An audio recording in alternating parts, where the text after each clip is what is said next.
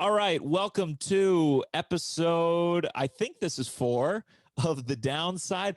Russell, how are you doing? I'm great. How are you? I'm actually okay today. Really?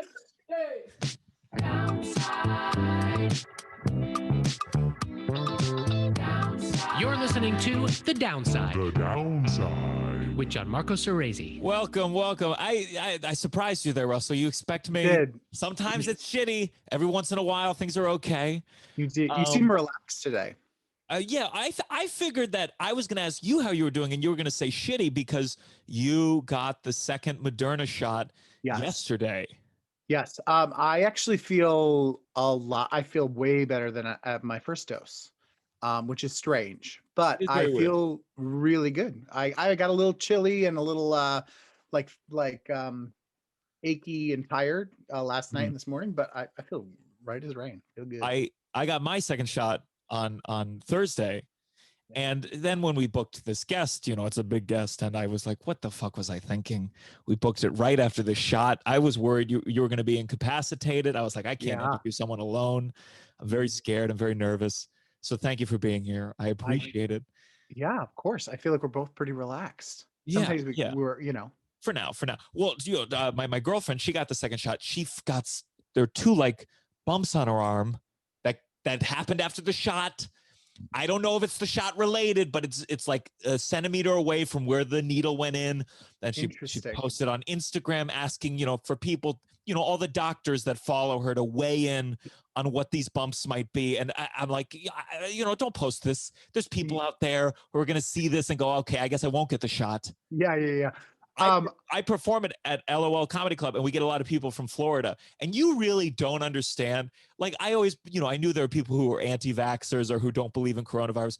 But until you're in a room full of Floridians who you talk about the vaccine, they're like, I'm not getting that fucking vaccine. You're like, this is really bad. Yeah. Well, what's interesting too is that we get so many vaccines that we don't. That most people are like, whatever, that's just been around since I've existed, so that's fine. So it's interesting because I think I was talking to someone and they were saying there's a lot of legal precedent in terms of like your kids going to school or going to college, like you have to do that. So it'll be interesting to see what pops up from all that. But we got it. We're good. I'm happy. Comedy clubs are reopening again. They opened yesterday, 33% capacity. So it's the first time some of these clubs can claim that they're sold out. It's very exciting for them. I get to finally witness, how people are doing more shows than I am and feeling bitter again. It really feels that'll be like good for you. Beginning of 2020. Yes, very exciting. It's been a long time. Very. I had 4 shows today. 2 just got canceled. So we really are back in business. But I'm good. We're healthy. I'm going to be grateful for that. I'm just, I'm so excited. I can finally stop washing my hands every time I shit. It was really getting exhausted. So, normally we ramble a little bit more, but we're very excited to have this guest. WTF with Mark Maron. I remember when he had he had Barack Obama on his podcast, and it was a very, very big deal for him. And I feel like what Barack is to Mark Maron, this next guest is to me. So I want to bring him on. Please welcome Alex Brightman. Welcome to The Downside. Woo! Thank you very much. Right after you said washing your hands after you shit, to right into that is better than the Barack thing. No, it's very you're a pioneer, one of the first straight white men to lead a Broadway show. Definitely. Twice, and get really rewarded for it, really heavily. Very rewarded. 2-time Tony nominated performer. Mm-hmm. When do you want to win one? I would have liked to have won the last one, to be honest. Was that was the one you thought? Like, I thought that I had put a lot of work into the show, and I'd put 5 years into that show, and so and I am not in this for the awards. I never have been, and I was validated in my own head after getting nominated, going like, oh yeah, no, this doesn't matter. I get it. Got it. Okay, good. I'm here for the right reasons. Sure. But I did put a lot of work in, and I think that I don't know. I would like to have had one maybe. Did you have a speech ready to go? I did have a speech ready to go. I had it in my pocket. I folded it up. I don't remember what I did with it. It might still be in the jacket pocket, actually, to be honest. Did it end with love is love is love is love. Yeah. I said love is love, Islam is love. Ooh, I like that. Oh. Progressive. Russell was asking who won that. Santino Fontana from Tootsie. Wow. Yeah. Okay. Well, okay. I'm really excited to have you because I went to college for musical theater. I was a musical theater kid, and you kind of had the life that I dreamed of.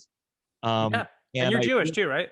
I'm Jewish as well. So everything. And I really want to find out why it's not as good as I think. So I'm very happy to have you here. Just talk. But it's we should first mention we did a movie together. We did. I don't know what we're allowed to say about the movie because we can say that we did it. We can say that we did it. We did a movie with Billy Crystal and Tiffany Haddish. Very excited, yes. And I didn't do anything with Tiffany Haddish. Yeah, I didn't have any scenes either, but it didn't stop me from putting it in all my bios. The Billy Crystal Tiffany Haddish film. It was I might have said in one bio at one point really early on before I really looked at it again. I think I said starring alongside Billy Crystal and Tiffany Haddish is what I put in mine. And then we saw a cut of the film and I was like, I should take the word starring out of this. I think it's in like the Wikipedia page for the film. It mentions your name. It does. That's exciting. It was a lot of fun. Didn't star in it, but it was fun. It was really fun to do. We can talk about the extra, that one part where with the saxophone. I would more. Not only we should talk about that. I will leave if we don't talk about that. Okay, so there's it's about like an SNL type show. Billy Crystal's a writer on an SNL type show. Yeah. And there's a band like there is on Saturday Night Live, and the band doesn't have lines, so to save money, it's extras. Probably, I would imagine they did an audition for this. And, no, I think it was more like a central casting. They got it on look, and they looked right for it for sure. Yeah, definitely. I actually really thought they were musicians, which makes this even better. Like I really genuinely thought they were musicians. So there's some scene, there's some dramatic scene where the band needs to play, and this one guy, he was very friendly. He really looked like fresh out. He looked like a saxophone player, and he had a saxophone, and so he's jamming. He's jamming on the saxophone. He is indeed, but he forgot to put his mouth on the piece on the saxophone. Oh no. And slowly but surely, as each take happened, we all sort of started noticing it, and we kept going like, when the band starts playing, look at the guy with the saxophone. And then every time I mentioned it to somebody, I thought this would be the time where he figures it out. He never figured it out. And it was actually the more takes that happened, it kept moving slightly down, almost in a guitar-like fashion by the end. Wait, now did you guys alert anyone in control of this production I wasn't hired to be a assistant director on this thing? Sincerely, I was looking forward to seeing it in the final cut. I desperately wanted to be like looking for it, and I think it's there. I only have seen like a cut of it once, and so I'm looking forward to seing if it is there as sort of an Easter egg. Oh, that's so we funny. watched it. We watched the premiere over Zoom. Yeah. I mean, I hope there's a big red carpet, because I imagine Billy Crystal, there's going to be like all the comedy idols on that red carpet, and you can't do it. You can't get Mel Brooks until he's vaccinated on a red carpet. You got to keep him. Mel Brooks is in the movie? No, he's just friends. I'm just saying, like, they're all pals. I would like to do that premiere. I think the Zoom, I mean, like, it was nice to see everybody, but it really was a very, very vivid reminder of, wow, this is not how you want to do shit. Yes. And I have these two pictures that you took, Alex, of me and a certain character that I'm just dying to post. Oh yeah, I'm dying to post it. Yeah, so, I have a picture as well, as a certain character we pitch in the movie, and I think I will never release it. It's me. I'm not going to say what it is. Now, you don't have even Instagram. Why is this, Alex? I got a death threat on Instagram, and so you want to talk about some of the downsides of being a popular figure in a world? Please. Instagram, I never liked Instagram. It was never for me. So that was that to start it off. Like even when it began, I didn't know what to do with it. It's not my medium. Twitter, way more my thing, more my speed, I think. And I didn't want to have, if I needed something to say, I didn't want to have to accompany it with a picture. Like I didn't feel like it was like, that was like the price of admission to my thoughts was a picture. I didn't have that. And so I just never posted. And so when I was in shows, there was like show publicists and stuff that'd be like, you have to post. And so that's when I would do it. But I never felt any joy doing it. I never really scrolled it like, you know, I mean, taking a shit, I guess that's when you do it. But sure. But I never really found much joy doing it anyway. And then when you're in a show that's popular and people post about it all the time, I get tagged in like playbill photos in the audience and I'm here and blah, blah, blah. And there's a million. After every show, you're tagged in dozens and dozens and dozens of posts, which is cool because a lot of them say like, it was great, we really liked it. And that's really lovely. And that's a lovely boost, especially if you're having not a great day. You know, that's a nice thing to look at. However, have you heard of trolls? I have. I actually used to be one. Nice. They exist and they're real, and it doesn't matter how kind or generous you are with your time and stuff like that. They just exist. They just are their own autonomous things. And it thankfully in my sphere, meaning me, like as far as I deal with the like people that I would consider fans, 99.9% of them are extremely warm, which has been really great. And then there is that 0.1%, which it really makes up for the rest because it's just too familiar, too soon. They think you owe them something you don't, and they treat you as if like you are their best friend, and best friends don't betray each other. And so there was just one day where I was heading to a 2-show day and I just checked my Instagram and I had a message request and I you know, I do like to like look what they are. If there's a friend in the audience, I like to know if the people are going to be there. And I just, something caught my eye about it. I can't remember what it said, what caught my eye, clicked on it and it pops up and it's a picture with the message. And it's a picture of a young looking lady with like, I would say 20s. Okay. And half the picture, it's like half of her face, stone-faced into the camera, eyeball directly into the camera, and says, "I'm warning you not to come out the stage door tonight." Oh my God. This is at the top of a 2-show day. I'm in a car. I'm in an Uber heading to my matinee. And then you kind of look at the picture and you realize she's standing at like front of house. Like she's like in front of our theater. So she's not like at her own thing. So I immediately, by the time I got to the theater, I had like texted my stage manager and stuff like that. And there was like the head of Schubert security in my dressing room. And they had like already sort of contacted Counter Terror. And it was this whole thing. I'm shaking to bits. And I absolutely, I'm like, well, I can't do my show anymore. Yeah. Like I just was like, at all ever again. Like now I never think about it. Like you don't think about there's 1,200 people sitting there and you're like, all it would take is one person. Like, and you're standing there, you're the only thing on stage sitting, like you're a sitting duck. I never thought of myself as a sitting duck until that moment. And then I did the show because they said that they found her. They sort of were able to sort of, they did. And it turned out it was a misunderstanding. Wait, hold on. What do you mean a misunderstanding? She was like, I'm going to shower you with kisses. What if I didn't clear that up? I was like, let's just move on.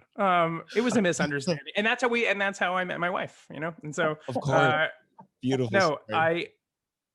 I believe what ended up happening, what I was told was that it was a person who was trying to warn me about the crazy people, the stage door. There's crazy people here today. They're gonna like be like every day is there like there's.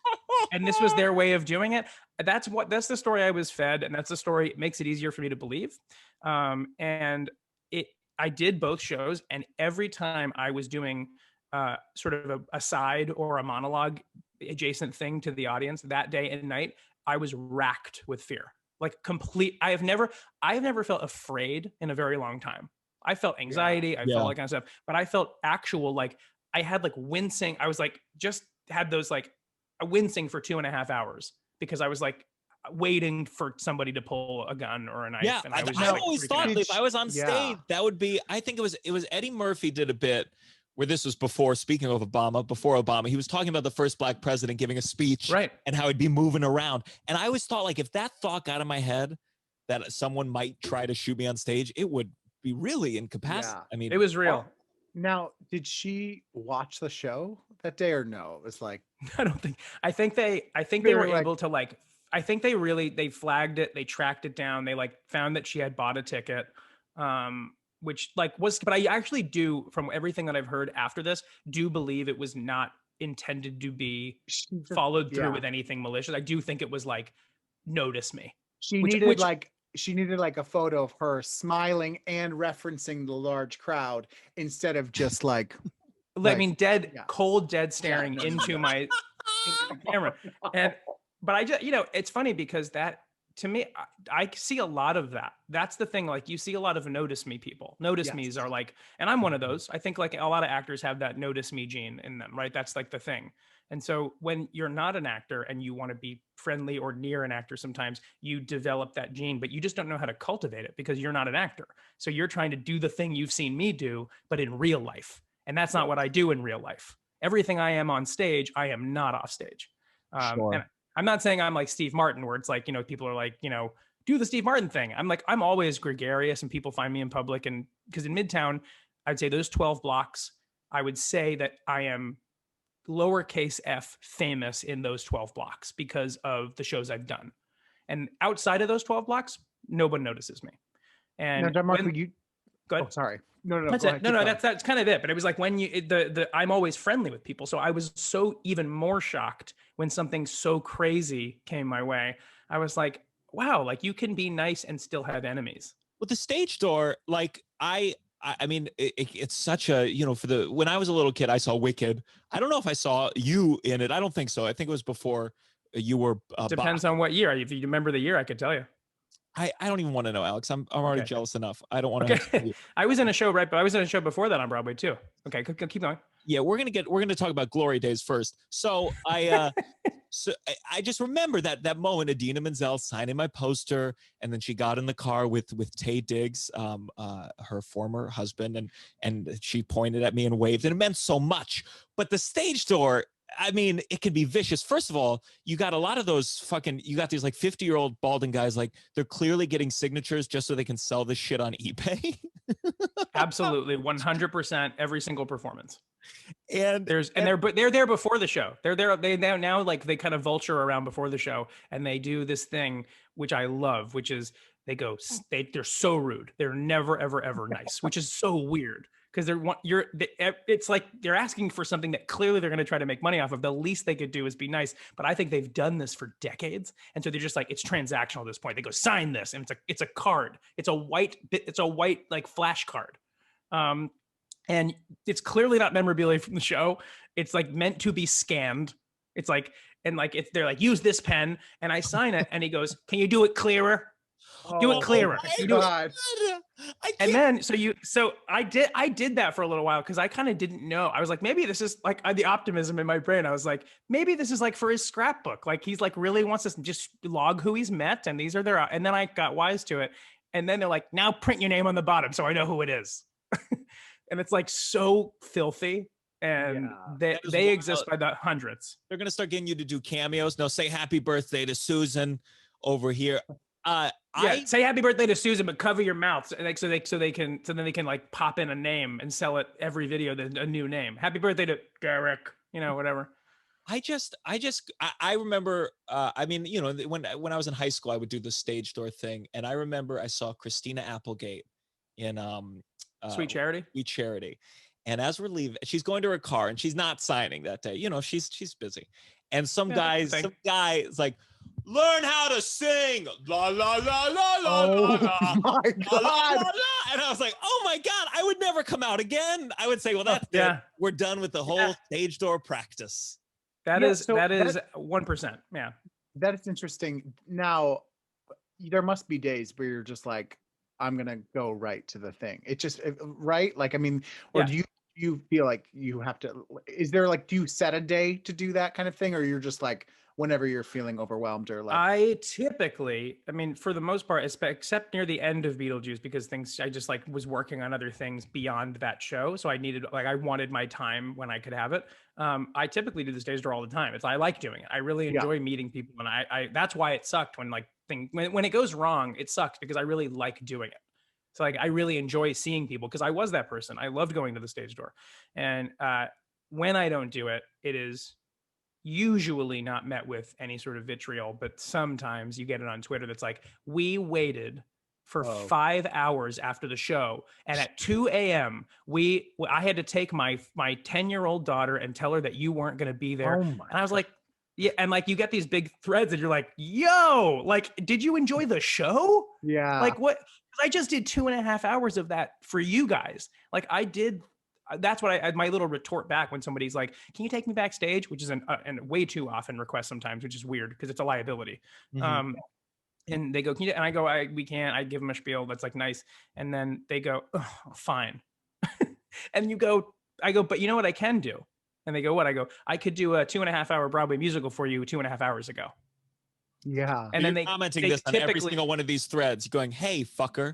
Do you still respond, or did you get to a point? No. You just have to ignore all. I don't really typically. Yeah, that's not really. I don't typically respond for two reasons to that. Because one, it gets to me, and I don't want to speak off the cuff because I don't yell. I haven't yelled in 25 years, but hold up. Seriously. Alex, you've never yelled? Seriously. No, seriously. On stage for sure. But in life, I learned from my dad when you scream at somebody, they don't hear the words, they just hear the screaming. That's what I remember that from years ago. You learned from your dad because he was always screaming at you, or he taught you that lesson? Yeah. Between hitting. Yeah, he was always really, really, really, really insightful. No, it's a quote. It's not his quote, I don't think, but it was something I took I was like, that makes sense. So I am much more vicious when I'm quiet. And I know you can be very quiet on Twitter because you're not speaking at all. So I sometimes caught myself writing a tweet that was like insanely cutting in a way that I'd go, wow, this is like, I shouldn't say this no matter what. And I just stopped doing that because this was years ago. And I was like, this could get me in trouble. And now look at Twitter now.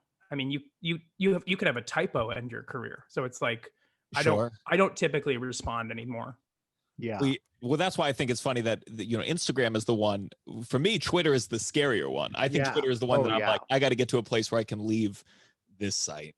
It's just built in a way where things can exponentially spread around in a way that's scary. You read everything, Gianmarco, too. I read everything. I respond to everything with a picture saying, "Don't leave the stage door tonight." Yeah. I will say that when I left Instagram and I was on Facebook as well Facebook was my longest love affair, and I left Facebook and it felt great. And then I left when I left Instagram, it was instant. I had over 100,000 people that would follow me on there. Right. Yeah. I know. I say that very calculatingly knowing I'm talking to you. You should have given it to Gianmarco. Yeah, that'd be great if you could pass them off like points. You have so many fans that there is an account on Instagram, because I remember when we tried to tag you, you were a guest on an Uncle Function show, the sketch team I'm on with Russell, and there is an account on there. I think it's Alex Brightman, and it's like, this is not Alex Brightman. He is not on Instagram. Don't be scammed.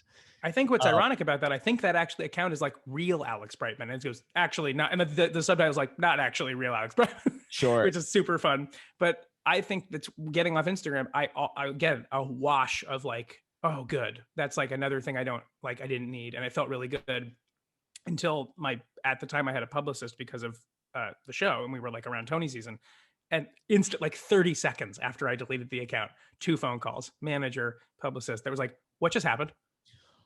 And I said, I deleted my account. And they said, you deactivated it or you deleted it? And I said, it's gone. And they were like, they were like, didn't know what to do. And I was like, look, if I don't get a role now because of my Instagram, then I don't want that role. That's not what I want. That's not at all what I'm here for. So, and it's 5 years from now, 5 years from now, you're ushering a Broadway show and you're like, I should have never deleted that Instagram. Yeah, I know. That's very noble of you. Let's start, because we're going to get into theater stuff, but let's talk about, you grew up in Saratoga. I did a little research because I remember before I met you, I had read that New York Times article where you talked about how, because I had gone to the Cap 21, the musical theater summer camp. And yeah, so did I. The article, and you said, essentially in the article, you were like, they weren't qualified to teach me. And I read it. It wasn't essentially. I said that. Oh, yes. Did I get the quote right? These you nailed it. were not qualified to teach me jack shit. That's not what I said. I mean, they really, that article, it was a strong one. And I agree with you very strongly. But I remember at the time doing that thing where I agreed with you, but I was like, fuck this guy. Oh, they weren't qualified to teach you, motherfucker. Well, I went for 4 years, and now I'm like, he was right. Well, it's subjective, but what is that, or where is that? No, what is Cap 21? The Conservatory of, what is it? I went there. Fucking go there, Alex. Okay, it's the Conservatory of Capital Arts Project, something arts project. It was one of the branches of Tisch. It was a musical theater branch. You could get your BFA or whatever degree there. But then a couple years ago, it left Tisch, and now it's just an independent conservatory that you can go for. It's at Malloy College. I think they're now like kind of part of Malloy College. They still exist as Cap 21 though. Yeah, very tenuous existence, I would imagine, especially in these times. Let me say this: I know people that went there and are way better for it, and my experience there from the jump was like not good, and it just was like they took way too many people my year, and so I felt really lost, and like it was a lot of things that were said and not executed, like doors always open and like every door was closed, and like things like that, like, and I just sort of like didn't feel like I didn't want to waste not my money, my parents' money, very expensive to do that. Cool. Very extremely expensive. And then you start to feel it. That's why that's why you should never think about it, I think. And I started going like, how much money did my family just lose today for me to sit in the class for 8 hours and not do a fucking thing? And I was like, I don't learn by watching. I sometimes do, but I learn by doing. And so it just kept week after week after week. I was like, I'm doing my work. And every time I'd get up, I would do my work. So the work ethic shows, right? You do your work, you do a good job. And I would go up and I'd do my thing and they go, great, sit down. And I felt resented for like doing a good job. And so then when the people went up that clearly didn't want to do their work or were still figuring themselves out or there for the social aspect, go up and they were like, I just sort of learned this morning. The teacher was like, now I can be this teacher, right? Yes. Mm-hmm. And there's a lot of problems. There's a lot of problems with these. And then you also, I always resented the acting classes where they opened it up to the class. Like, oh, what did you think about it? So-and-so. And I'm like, totally. Why are we fucking asking this freshman why do we he thought of my performance? Yeah. It's also so like the whole thing is so subjective that like to do that kind of stuff sometimes I think is really, I don't know, like to grade it is super weird to me. To compare and contrast is super weird. If criticism is cool if you know how to move it forward, but criticism is terrible if it's just criticism that keeps beating you into the ground, and that's what it kind of started to feel like. One of the funniest things I remember in my conservatory, there was an acting class, and there was this woman who had struggled with acting. And in one scene, she like had a sweater, like she was holding a sweater, and she used to like gesture very strangely. And she was holding a sweater for this whole scene. And one of the students was like, I really love how the sweater and holding it, made your gestures, like it kind of fixed the weird gestures you do. It kind of prevented you from doing that. And teacher's like, yeah, that's great. I was like, so what's the lesson here? Hold on to something for the rest of your fucking career. So how do you apply that? Like, that's a big one too. How do you apply these weird theater games that you're playing in the class to do like, you do a push-up when you have a big line. It's like, where am I doing that in the audition at all ever? There's so many fucked up theater school things that you don't realize how fucked up they are until you're way out of it. I think of like conversations I would have with the teacher when I was in grad school, teachers when I was in grad school, and I was 23, and they'd be like talking to me about like Brian Dennehy's career because he's big, and I was like, what are you talking about? Like I'm one time a teacher was like, I have a lot of larger actor friends that I could put you in touch with. I was like, what are you talking? Like, you're like just weird things where you're like, why is this a part of our conversation? It has nothing to do with it's bizarre, the things you don't realize how weird it is. Fat shaming disguised as notes. Yes, or being like even talking about it was just like this like it's very rare, but we could talk to it, and you're like, it's not that rare. It's just a crazy thing. The thing that I thought was the weirdest, and I've heard a lot about this in other schools, and I've talked about this with millions of friends of mine. I have millions of friends, and so that is retaliatory notes. Is when you give a note about somebody, and then you go up and they go, I have something to say about your performance. They didn't have the note before, but because you've noted them, it is only fair that they are now allowed to note you. And the note doesn't make any sense or whatever. Yeah. And I found that to be way true. We did because my conservatory, it was pretty small. We were 11 by the end. And our teacher did an acting class junior year where we all went in a circle and each of us got to say one thing we really liked about the person and one thing we thought they could improve about themselves. Oh, no. And it was chaos. No, that's a reality show. That's a reality show. That is a bad reality competition. But it felt really good. I could really use to stand with some people in my life to be like, here's what I think you really need to work on. So you left when? After one semester? After 2 years. I was there. You were there for did 2 years. Yeah, freshman, sophomore year. And then going into my junior year, I had left Cap 21 to go to the Playwrights Horizons musical theater practicum that was being sort of like developed from the ground up. And I was like, that's what I'm interested in. An acting based musical theater program, because the one at Cap was a little more dance based. And that's not what I do. And I was like, this is going to be fun because I wanted to go. That was one of the studios I wanted to go to anyway. Playwrights Horizons was where I was kind of looking towards. But because I sang and did musical theater and that was my resume, that's where they put me. And then I think a week in, maybe, or not even, I had just kind of went and auditioned over the summer and then booked a play. And I left because it was in Los Angeles. The History Boys. Like, I'm here to The History Boys by Alan Bennett. And I was with the National Theater, and it was like everything I wanted to do. And then when I did it, it was like, for me, and I think this is in the article, it's like, it was better than the 2 years combined. Sure. Doing the 3 months of that show was everything I needed to know about being a professional, doing an 8-show week, working like crazy, knowing that there's no means to an end when you're working on a show. The means are the end, that kind of stuff. And that's why I carry all that stuff today in shows that I do. That makes sense. After my sophomore year, I was cast in a community theater production of Oklahoma, and my experience was not the same as yours. No, but no, I. Did you guys do a cool one? Did you guys do like a cool? No, Oklahoma? not a cool one. No, not where people get like shot willy nilly and it's a contemporary. No, it was traditional. Okay, so let's go back to Saratoga. You grew up in Saratoga, born there? Born in Mountain View, an adjacent city, yeah, and then grew up in Saratoga. What's the downside of living in Saratoga?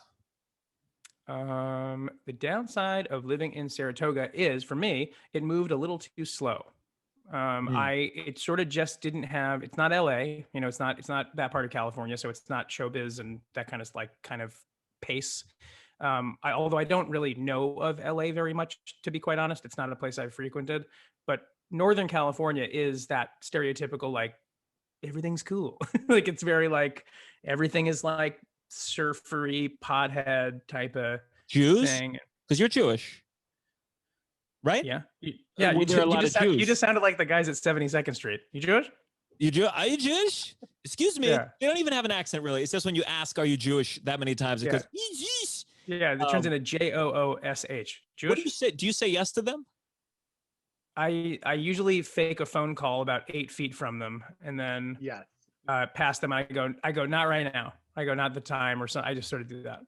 I say I used to be until you approached me. That's super fun. There's one Vine. Do you remember Vine? Yes, I do. So there was one Vine that I loved, and it was a guy who would seek those guys out, and he would get sort of like have the face of like, ask me, and he'd have the camera under him, so you're getting a shot of just like his chin, like basically you get the whole interaction. And he goes, I don't have a lot of time, can you run with me? And they run with him trying to talk to him about it, and it's super funny. It bugs me, man. There's something about like assumed camaraderie that I just don't like. This idea, like, too familiar. My brother. Yes, here you go.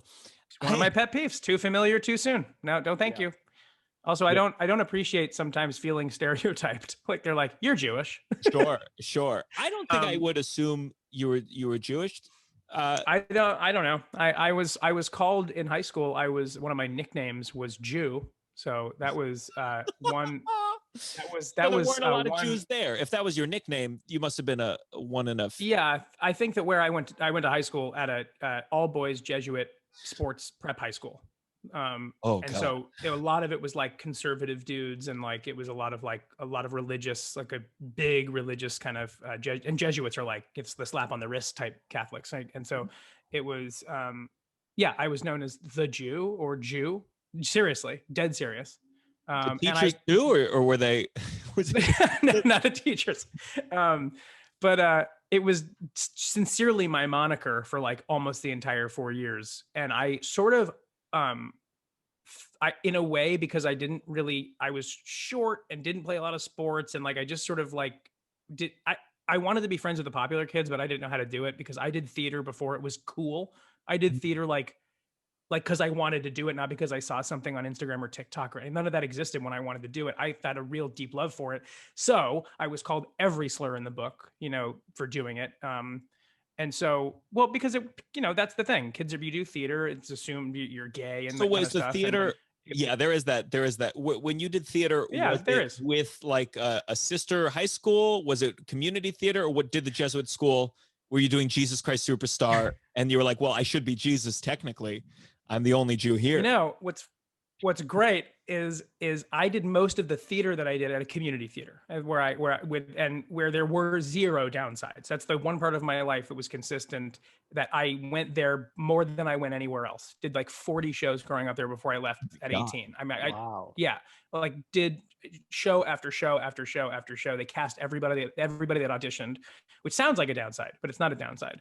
And they were doing but I mean, it was funny how they did that. It was like the 25th annual Putnam County Spelling Bee, which I didn't do, which has a cast of 8 and had to figure out they eliminated 100 spellers in the first round.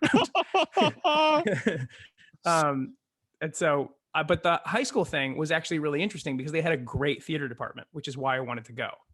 And so they had a great couple of guys that taught theater and were some of the teachers as well. And one of them was the person that introduced me to improv, which is why I love it so much. So I owe a lot of what I do to some of the people that work there. But when we did plays, I only did 4 plays there, 1 a year. And we did it with the sister schools. Any school around that had women were allowed to audition, and we were the only ones that could audition for the roles that were men. I see. And are there a lot of priests there teaching? Are there nuns there teaching? Yeah, both. Or I think mostly some of your teachers were father, whoever the fuck, and for sure. Father. Yeah. Yep. That's was the thing. You got to go to. There was a month. What? Did you have a religion class? Yep. Wow. We just had the one religion, though. It was we didn't really talk about many of them. We talked about mainly just one. How did you feel? Why did your parents send you to this place? No, I wanted to go. I knew that if I went here, it was called Bellarmine College Preparatory, St. Robert Bellarmine College Preparatory. And I wanted to go there because my grades were not at a place where I knew that if I wanted to go to New York and go to a good college, if I went to Bellarmine and did okay, that reputation of that school, I could pretty much, in a way, write my own ticket to the college that I wanted to go to if I played it right, was the idea. You were thinking in 8th grade? You were thinking about this in 8th grade? You're like, all right, I want to go to I wanted to go to a theater school. I figured it out way too early. That was the other, if you want to talk about downsides, I figured out what I wanted to do professionally at way too young of an age, because then I started going things like math, don't need it. Yeah. I see. Sincerely in class, I would be like, I'm never going to use this. And the I don't know if I buy that as a downside. You don't need math because you're making so much money. You can just throw it out there. It doesn't matter. You tip really 100%, it's fine. There really is a thing in high school where you're like, I remember thinking that too. I don't need any of this. I will never use it. And they would always say things like, you need to balance your checkbook. And you're like, no, we don't. You know what I mean? For a long time. That was what they told me. That was the thing. Yeah. Someone goes, well, what if you sincerely, I think I'm probably conflating this with a million other quotes, but the thing I always remember them being like, well, what if you're very famous one day and you have a lot of money and you need to pay your taxes? And my response was like, aren't there people for that? I'm not going to do that. Well, yeah. I have a tax guy. Luckily, I met him on my Birthright trip, actually. And he's, I don't know if I said this on the podcast. Hey, Josh. I did a show, and it was like a storytelling show, and it was a story about Birthright, and I talked about meeting my tax guy on there, and they said, this joke feels a little too stereotypical, and I was like, it's not a joke. Can I not say the real thing? Did you do your Birthright? No. Oh, not very religious. I'm not religious at all. Do I look like I'm religious? I'm wearing No, I know, but what are you wearing? I'm wearing a Goku shirt. I don't know if that, implies religion. I'm just saying, I don't care. I don't give a shit. It's a free trip. I know. That sounds fun, I guess, but I also was just sort of, I don't know. I was never really sold on it. I never really thought about it. I didn't have a bar mitzvah. You didn't have me neither. We both didn't have bar mitzvahs. Did your parents want you to have one? And you said, this has nothing to do with theater. I have a goal in mind, and knowing Hebrew does not relate to that. Part of me yes, it does have to do with theater, by the way, if you do it the right way. Hebrew? Bar mitzvahs, come on. No, bar mitzvahs are the theatrical ultimate piece. You would have been the first guy to sing your Torah portion. Riff my Torah portion. Sure. My parents couldn't have given a shit. That's nice. I mean, so all right, let's talk about your parents. They seem good. Yeah. They were really nice people when they were alive, and they're still alive. But you son of a bitch. Live on the Upper East. You son of a bitch. They're still alive? Good. They're still alive. I just talked to them today. How dare you? They're still alive and married, and they love each other very much. Yeah, no, that I would have happily have talked about it though. What was the question? They're great. They're cool. They live on the Upper East Side. They live right across the park from me. Oh. When did they move? So, I can't. I always say 7 years ago, but I think I've said 7 years ago, like for the last 11 years. So I don't know anymore. A decade ago, I think maybe they moved. And your dad, he created it's the Worldwide Disability Solutions Group at Apple. Yep. And I was so excited to read about it. And the article that I clicked on, it talked about how Apple canceled the entire program.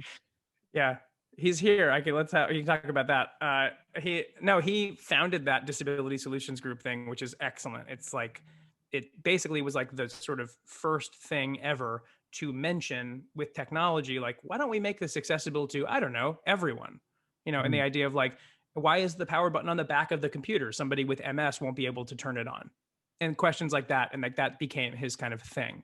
And he did that and consulted for like huge corporate Google, Yahoo, whatever. So, and a lot of the time when you implement something like that, you don't really need it anymore because it's being done. So like that, it wasn't like canceled in like a negative way. It was just sort of like phased into the company, I see. Yeah. So is he still working for Apple? No, he's retired.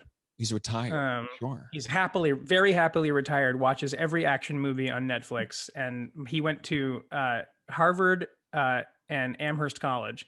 And every time my mom catches him watching like The Expendables or something like that, she's like, Harvard, huh? Yeah. And they seem to have been very supportive of theater, of you doing theater.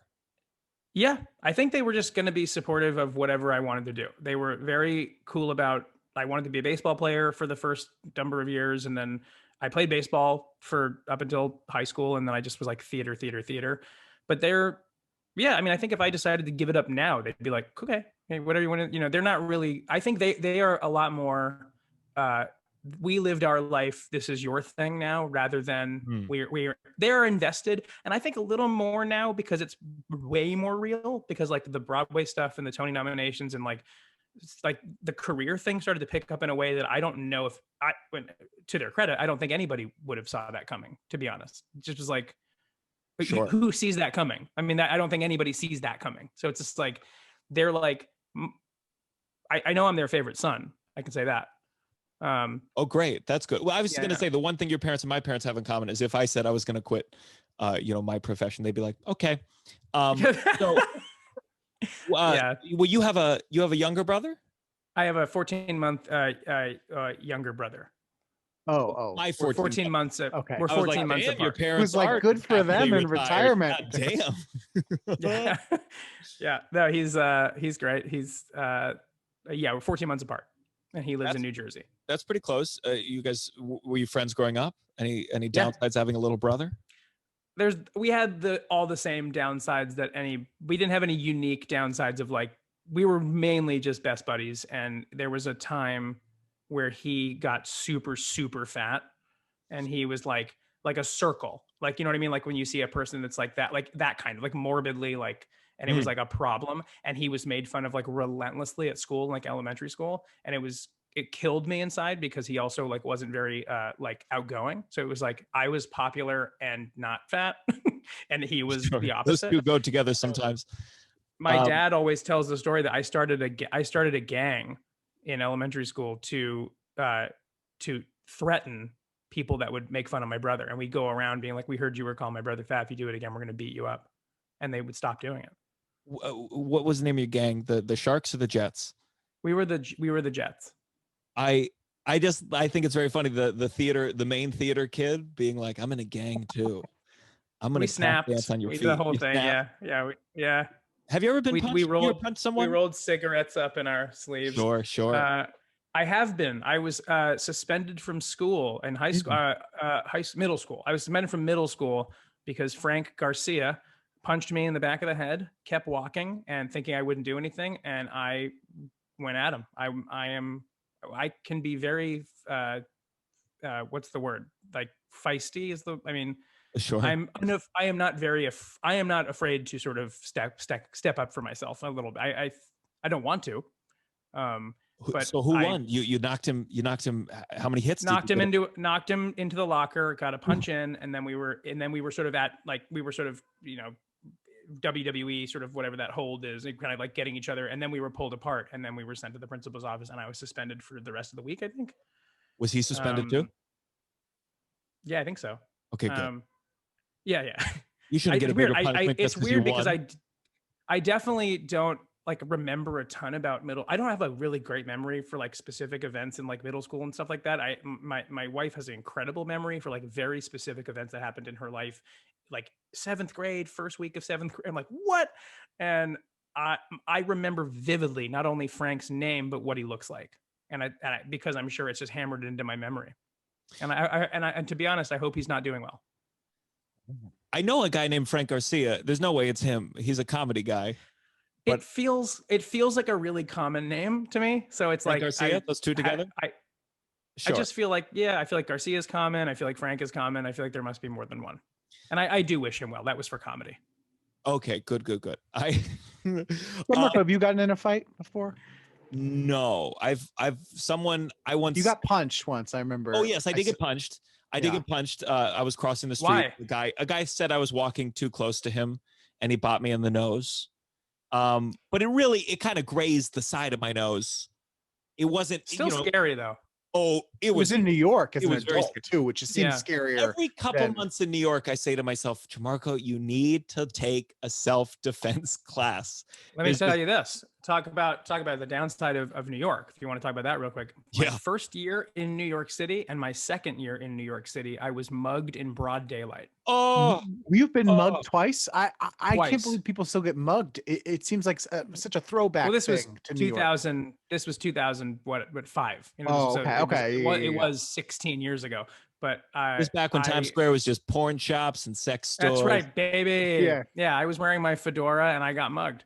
And how did they mug you?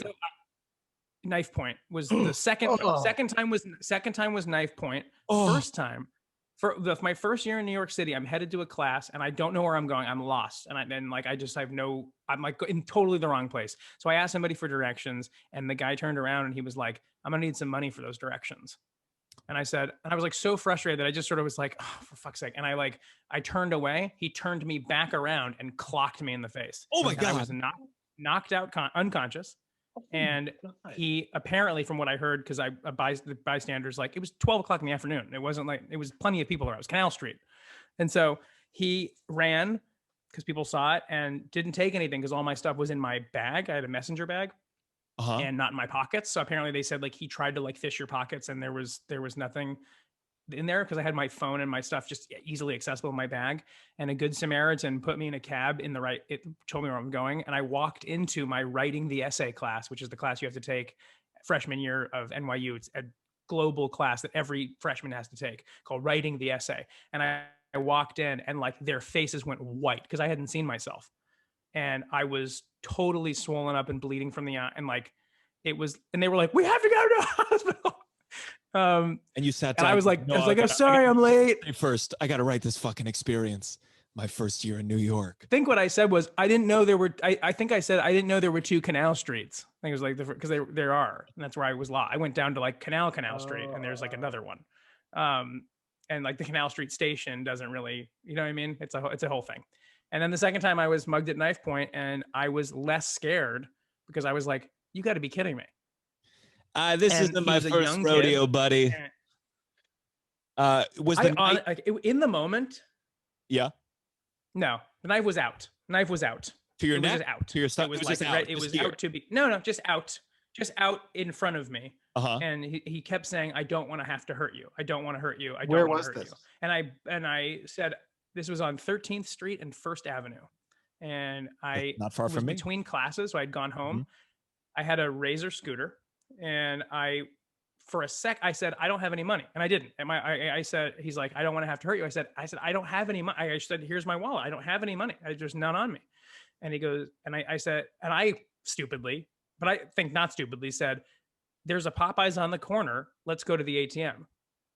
Because I had money in an account. I had like, and so he's like, my parents live right over there. Let's go over there. My dad's got a lot of money in the safe, you know. That's right. Yeah. I sort of said like, there is money to be had. I don't have it on me. And I also don't want to go into my apartment with you and get killed. So let's go to the corner where there are more people and, you know, and let's go into a restaurant where it's much harder to kill somebody and get away with it.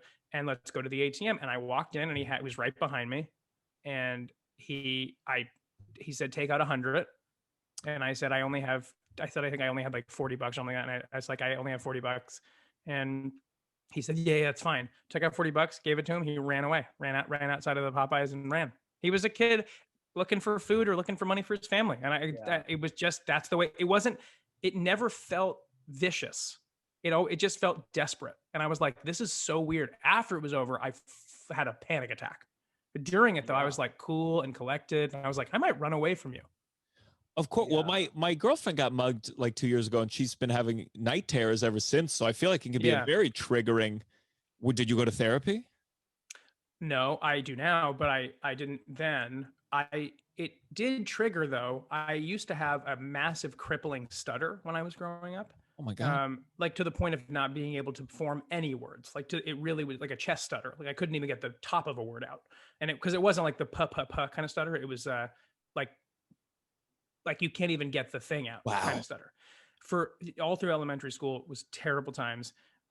And when I experience high moments of stress in New York City, and they have to be high, like that kind of stuff. Yeah. Or the death threat thing, you know, like I remember like it comes back in like fits and starts because it just, it's a emotional, whatever trigger.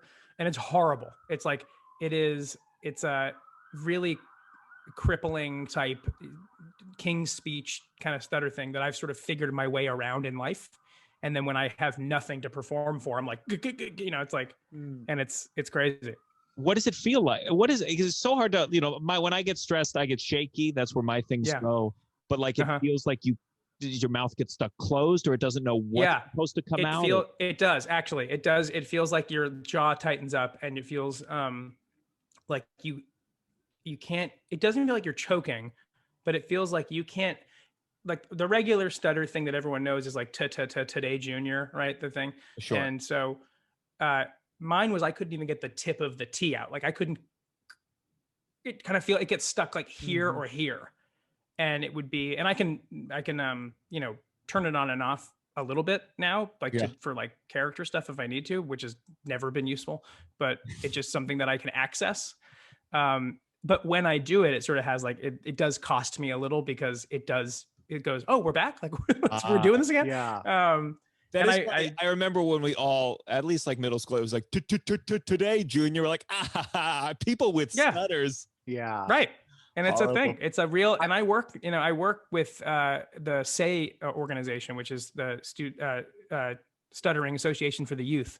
And it's this organization that like it explains it helps as a summer camp, but explains like the disability that it really is, because it is people are, I mean, I thought I had it bad, and people have it way worse. Mhm.